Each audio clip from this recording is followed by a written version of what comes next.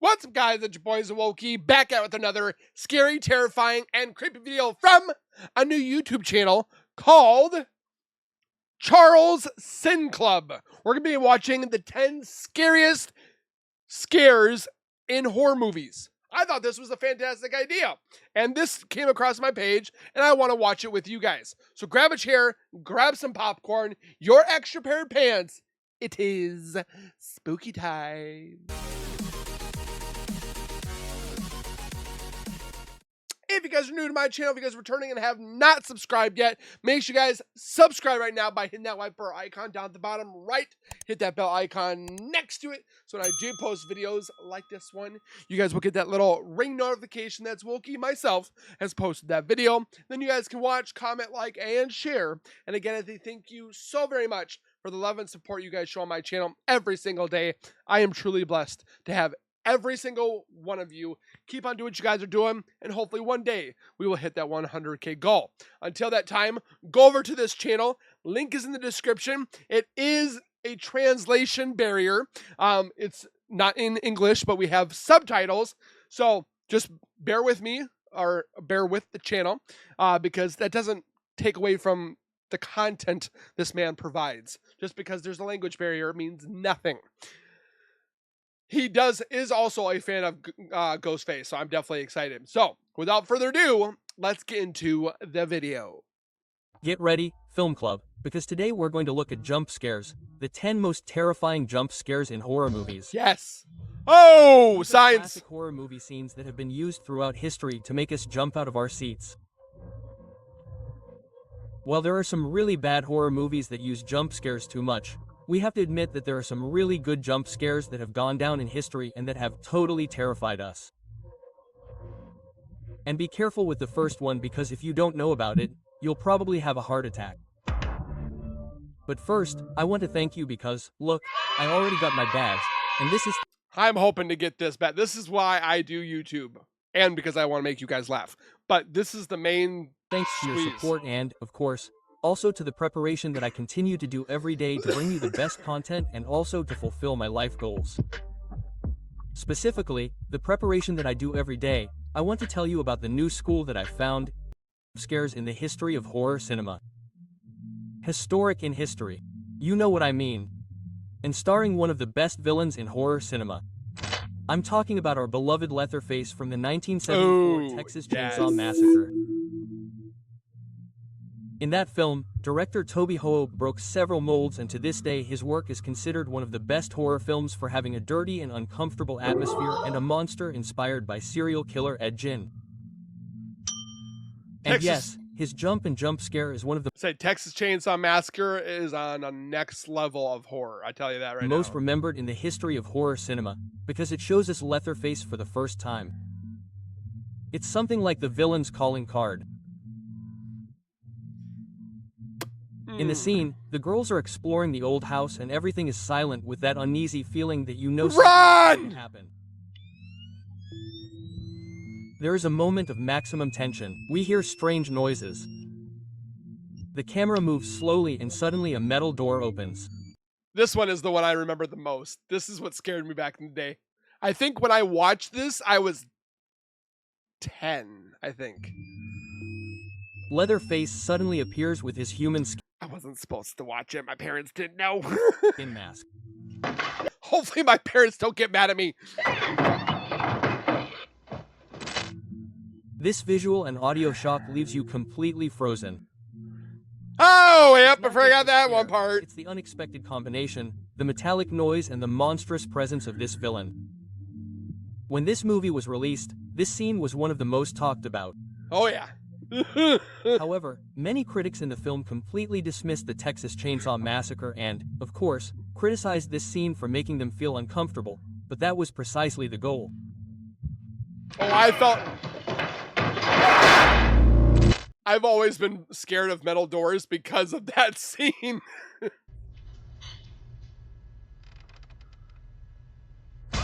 Oh! If you're afraid of the dark, this jump I think I've seen this. Scare is the worst. It all starts in a textile factory. I've had nightmares about this girl. She's turning off the lights to leave quietly until she does so in a long hallway. Oh! God. Ah! I told you! Oh! Light on, there's nothing, but as soon as she turns it off, Ugh. the silhouette of a tall, crooked woman with loose hair appears. I forgot about this movie. She turns it back on and disappears. I think I had a heart attack. She turns it off again and there it is, but closer. At this point, tell me if you felt the same without the club. I did. You knew something bad was coming and my heart did race, No. even though I already knew it was going to happen. And then it moved like this. It like, oh no. Yet, the scene is surprising and terrifying. Ugh. And there's no blood, no exaggerated screams either. Oh. Just a figure that plays with your fear of the dark and stays in your mind. As if every time you turn off the light and turn it on the same thing could happen. Huh. That part really got me too. The director of this film called When the Lights Go Out, David Esper, based it on a short film of his from 2013 that went viral on the internet. The great thing is that he used a basic trick, total contrast. Light on, security. Darkness, danger. Ugh. For the figure of Diana, a very thin actress was used, with dark makeup and shadow play.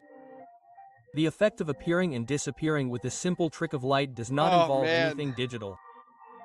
It's the simplicity of horror that makes it so disturbing. Yeah, it was. And this jump and scare works because it's not just a shock of sound, it's more of a mental game. It's more also believable because we have lights, we have darkness. It's easier to know that that could happen. I don't get scared when it comes to like Jason Voorhees or Freddy and stuff like that because that's like way out of ballpark. This, The director made it a perfect example of how a good scare doesn't need millions of dollars, just creativity and an understanding of human fears. it was good. A curious fact is that one of the first people to see the original Insidious short film was James Wan himself. Oh, And after watching the short film, he decided to finance the director to make a big screen movie out of it. Insidious is another good horror film. The Conjuring, Insidious. I wouldn't say classics, but like original films that are not.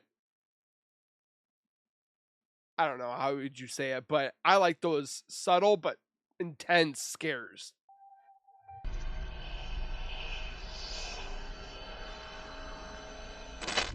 Oh, if they show that part.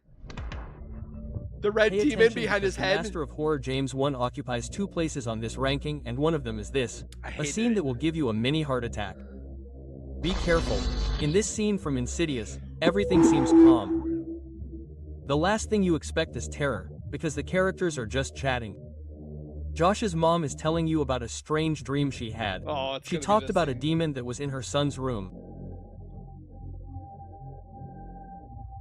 It's gonna be behind Then him. the camera focuses on Josh, who is sitting at the table listening calmly, and suddenly behind him, right next to his face, This moment is where I dribbled. I was so intensely scared. yellow eyes. Or when he was in the room. There are no warnings, no musical preparation typical of horror movies. James Wan simply throws it in your face, and it is so unexpected that even if you know it is coming, you still jump. Every time. And I think the great thing about James Wan is that he filmed this scene in broad daylight. He doesn't put us in a dark basement, a dark room, or a dark That's why we didn't know it was coming, because it was during daylight. hallway. No, he does the exact opposite and breaks the mold. And this contrast is what makes it so powerful. In broad daylight, in the kitchen, while people are chatting peacefully, terror appears, and that scene became the signature of Insidious. Yes. The demon. Many critics said that it wasn't the devil that was scary, but the way James Wan introduced him. He broke the rules of classic jump scare. You no longer needed the typical dark Or I remember the girl at the end of the hallway. atmosphere and intense string music. You could scare in the most everyday scene. And from there, the red-faced devil also became an icon of horror cinema.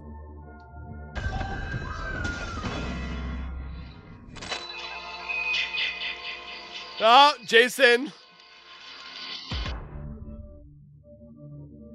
This scene left its mark on an entire generation and can be considered one of the best twist endings, which, by the way, remember that on the channel we have a video of the best twist endings in the history of horror cinema. Ooh, if you want to see that, go check it out. If you haven't seen them, I'll leave them here in the tab. In Friday the 13th, we reach the classic ending where everything is resolved and our protagonist Alice survives. There is no more chaos or terror because Alice manages to defeat Mrs. Burgess, the murderer in this film. Now she is exhausted, so she gets into a small canoe on the lake. Falls The camera asleep. is calm, there is soft music, everything seems to indicate that the nightmare is over. Nope! You can see the reflection in the water, Alice is floating, even the police arrive at the shore. Total tranquility. But just when she lets her guard down, Jason emerges from the water, a deformed boy, covered in mud and algae who Remember jumps that. violently and pulls her into the lake. Just when you think it's done. Nope! That moment is a blow straight to the heart because no one saw it coming. It is a surprise ending combined with a jump and jump scare. Director Son Siham wanted a final scare that would leave the audience open-mouthed. Like, who does this? Tom Sabini, the special effects master, suggested that Jason, the drowned boy, return out of nowhere. That's right, it was his idea, so they filmed it with a young stunt double made up to look disfigured. The funny thing is that they used ice water and threw this guy several times until they got the right angle. And yes, back then everything was practical, no digital effects, just slow motion and the surprise blow. That jump scare not only became iconic, it also cemented Jason as the central figure of the saga. It did. Although he doesn't even really appear in the first film. It was so effective that even many horror films of the time and even later copied the same effect of an expected ending combined with a jump scare.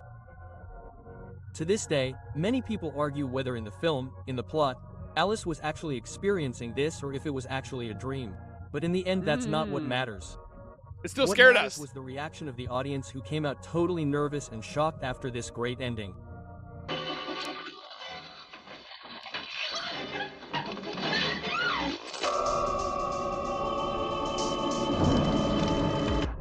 Let's that The move on Grudge? to an extremely disturbing Asian film Or by the Master Ju-wan? Takashi Miike.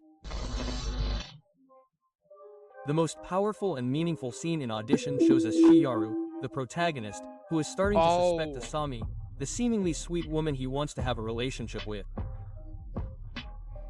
I don't think I've seen this So he one. goes to her apartment, and while everything seems normal, the camera lingers on a corner where there is a large canvas sack lying on the floor.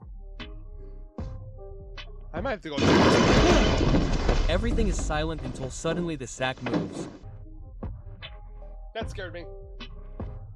The horror style of this scene is far removed from anything Hollywood has shown us. It is not a loud noise, it is not something exaggerated, it is just a small shudder, as if something alive is inside. Got me. This small detail completely changes the tone of the film, Where you gonna where it put is a that? strange romantic drama and you realize that there is something deeply sinister behind this woman. To give the film more disturbing weight, Takashi Miike decided to have the sack actually be occupied by an actor, who moves in a minimal and erratic way to make it seem alive and also strange. Oh. The truth is that there is also no loud music or quick cuts. That simplicity makes the impact brutal, and for us as viewers, that's our first red flag, our first warning sign that Asami is no ordinary woman. Audition was so successful when it was released that even when it was shown at festivals, people walked out of the screenings, and to this day it is considered one of the best Asian horror films. I'm gonna have to check it out.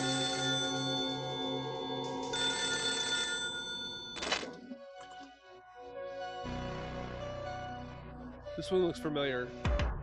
We're halfway through the video, and if you're enjoying it, I invite you to leave a like so that you can help me upload more content like this. Me too. Let's move on to a scene with a jump scare that shows us that horror films are still alive and that modern cinema is proof of that. Oh yeah. Follows from 2014 is an unconventional film in which an almost omnipresent presence stalks its victims. I don't think I've seen this Our one. protagonist Jay already knows that the thing is following her. so she takes refuge in her house with her friends trying to calm down. Faced with the pursuit of her possible death, everything seems calm, as she's even chatting a little nervously with her friends. Just when I think I've watched every scary movie, then these come out. Suddenly, she and her friends hear someone knocking on the door of the room. Oh. One of the girls opens it. What is that?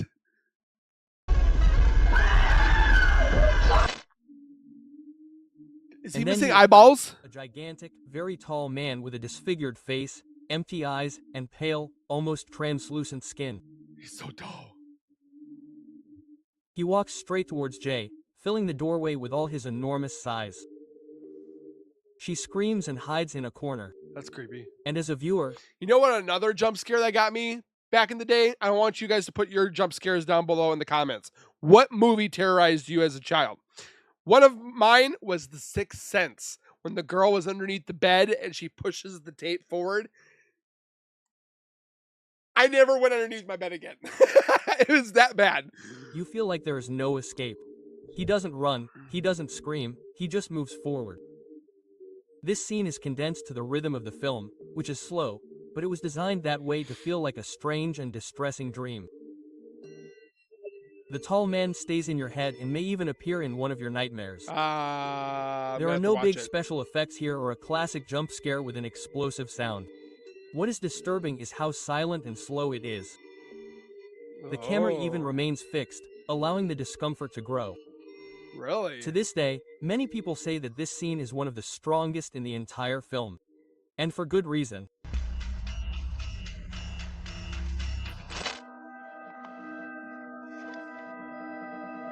Babadook. One of my favorite horror films of all time has one of the Babadook. best jump scares. In Boogiein, Tim Jensen is an 8-year-old boy who must face the terror that has affected him throughout his childhood. Seen this one. His fear is so extreme that it exasperates his own mother. The interesting thing is that this film has a second psychological reading, but that's the subject of another video. However, in the jump scare, Tim's mother is in the house and, as you know, everything is in darkness with that strange air that something is going to happen. Oh! She begins to hear I strange forgot about that. noises as if something is moving in the structure of the house. Suddenly she looks up. Oh, yeah! The camera plays with the perspective to make you feel trapped, as if there is nowhere to escape, neither on the ground nor by looking up. Although the film did not have the impact of other horror franchises, this image of the monster on the ceiling did remain as one of the most It haunts your nightmares, is what it does. It does. memorable moments for those who saw it at its premiere. Even the image of the Boogiein Yeah, this is bad juju. has been for different creepypastas, and surely at some point in your life you have seen it in a horror image. Yeah, in my dreams. Something I like about this film is that the horror isn't only manifested through the images, but also through the sound, since the director decided to make the creaking of wood something very terrifying. Hate that.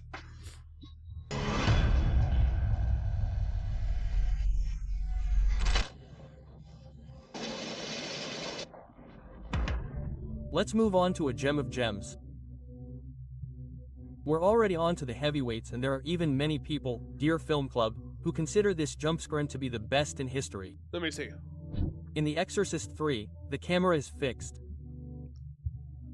In an empty white hospital hallway, lit with fluorescent lights, you can see a disease making its rounds from one I don't think it's the best jump scare, but side to the other and closing doors.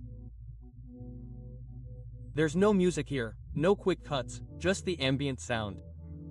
Everything lasts a long time, as if nothing is happening, and that relaxes you, but at the same time it makes you uncomfortable because you know something is coming. it gets your guard down. Suddenly, the nurse hears a strange noise and goes to check a room. And boom! Door, boom, the camera zooms No! in quickly and we see a hooded figure with huge surgical scissors following her closely, straight for her neck. Oh! Oh! Oh! You got a The splitting shock neck is brutal, pain. abrupt, and unexpected. William Peter Blatty, the director who also wrote the novel, wanted a jump scare that would shatter all expectations. Oh yeah, it did. What he did was the opposite of typical. No creepy music, no cuts to prepare you, just a long, boring, fixed shot that seemed to last forever. That way you let your guard down, and just when your brain starts to think, okay, nothing's going to happen here, the shock is twice as strong. The figure of the hooded nurse was a stunt double with scissors designed to look exaggeratedly large on screen. This reminds me of Anakin Skywalker. And even today, this jump scare is one of those examples in film schools of how to construct a horror scene.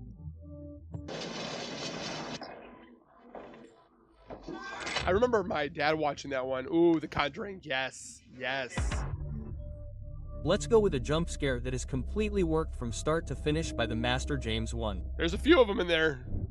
James Wan constructed this scene of The Conjuring with such care that it's like a roller coaster. It starts slow, grabs your attention, and ends with a shock that still makes people jump, so good, even though they already know what's going to happen. This is one of those movies that me and my fiance will watch multiple times just because it's that good. Caroline's mom is in the house investigating the strange noises, so she goes into the basement with a couple of matches to light her eyes.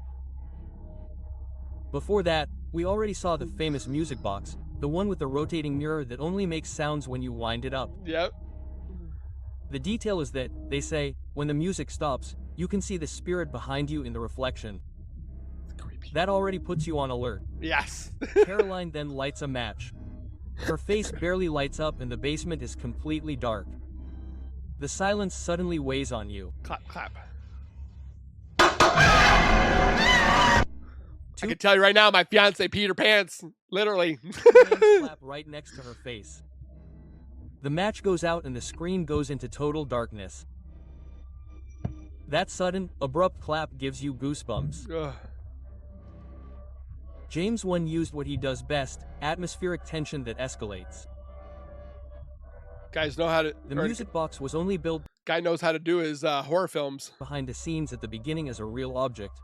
While in the basement there are no spectacular digital effects, we only see practical lights, shadows, and, of course, the hands that make the sound of clapping. In fact... The Bathsheba. The one that got me in this movie was when Bathsheba was on top of the armoire. Oh my gosh, I had nightmares for like a week. According to James Jan, they recorded it several times until it sounded mock, as if the ghost was playing with her. Oh, this one. The power cut when the match goes out is a classic trick. Let your mind imagine what comes in the darkness. And in theaters, this moment was brutal. Many people jumped. But the interesting thing is that it is not a gratuitous jump scare. I remember watching it in theaters. It was like, it was a doozy. You heard a lot of girls scream. It Couple is built from dudes before with the clapping game that the daughters do. Clap, clap. And this detail of turning a children's game into a tool of terror made the scene stick in the memory as one of the most effective scares of the decade. James Jan later confessed that he did not want his film to be full of cheap scares, but rather that the atmosphere should give rise to those types of scares. And they were not cheap scares. And of course this jump scare is an example of that.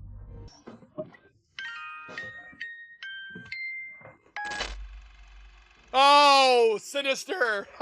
Hey, careful with this scene because it is very... This is another one. Like, I remember this video because this was me and my fiance's first movie together watching. Very strong. On our first date. In Sinister by Scott Derrickson, we see a writer who moves with his family to a house where a multiple murder of a family took place, although he does not say anything to his relatives in order to find inspiration. Sinister 2 in wasn't this scene, as Ellison good. the writer is alone. He's looking through the Super 8 rolls he found in his new house. He turns off the lights, turns on the projector, and the film starts rolling. At first, it all seems like a home recording of a garden at night. It looks dark and you can barely make out the grass. And the camera moves slowly as if someone is walking with Oh, it. yes! Total silence. And suddenly, out of nowhere, a lawnmower enters the frame and runs over a person lying on the grass. I was not expecting this one. Oh my gosh. It's all very fast, direct, with no previous music to prepare you. It's a brutal, visual blow, although there's a lot of noise. This scene feels like a heart attack. Oh yeah. It lowers your guard because there's no tense music, just darkness and the subtle noise of the projector.